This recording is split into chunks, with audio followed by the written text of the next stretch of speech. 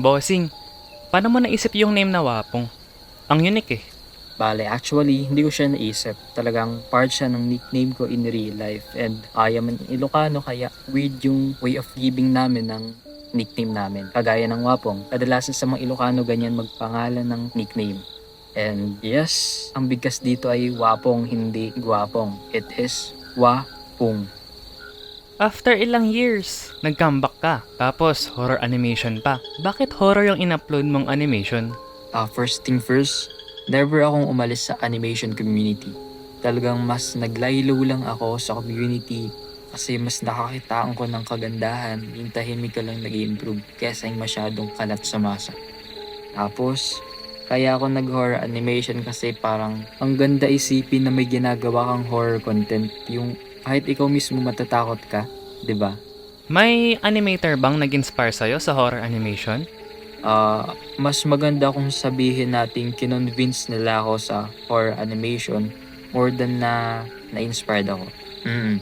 May nag-convince sa akin na mag-start ako sa horror animation at ayun nga yung dalawa kong kaibigan.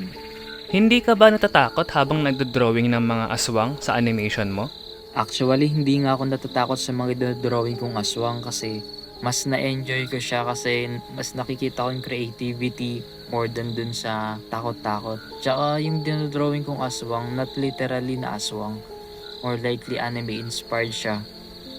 Tapos, isa rin sa reason kung bakit hindi ako natatakot kasi humorless ako. I lack comprehension. Kaya kapag tinakot mo ako, hindi agad ako matatakot. Kapag pinapatawa mo ako, hindi ako matatakot kasi pina-function pa ng brain ko kung ano nga ba yung gusto mo sabihin. Ganun siya. Ayun yung analogy niya. Guess nyo ba? Para sa'yo, ano yung factor na nagpapamukhang nakakatakot ang isang animation? Base sa aking observation or base sa aking opinion lamang, sarili kong opinion at point of view, kailangan mismong ikaw nararamdaman mo yung thrill ng ginagawa mo. Tsaka dapat maparamdam mo talaga sa audience yung feelings. Kumbaga, pupunuin mo ng horror yung isang buong room, pupunuin mo ng nakakatakot na sound. Kung magiging aswang ka, ano yun at bakit? Kung magiging aswang ako, ang pipiliin ko ay si Tikbalang para maging mabilis ako.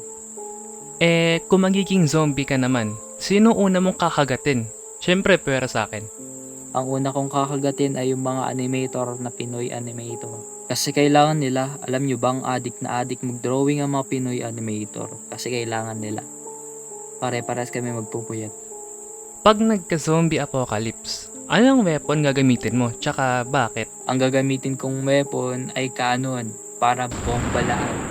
Bomba dito, bomba doon, bomba dyan, bombahan lahat. Saan ka naman mas takot? Multo o aswang? Sa kanya, ay, Alin naman yung kaya mong kalabanin? Multo o aswang? syempre aswang. Lalabanan ko ang aswang. Payag ka, may 1 million views ka. Pero multo viewers mo. As long as 1 million views yan, ayos lang kahit ano. Imagine may meet and greet ka, tapos nagpa-autograph sa'yo multo. Ayos lang.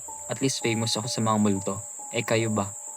Joke lang. Okay, yun lang po. Maraming salamat, Boss Wapong. Maraming salamat rin sa'yo, Amiru, sa pag-invite sa akin sa Fast Talk with Boy Amiru. Thank you rin sa pag-invite sa akin dito. At syempre, don't forget to like, share, and subscribe sa channel niya as well as sa channel ko. And see you there!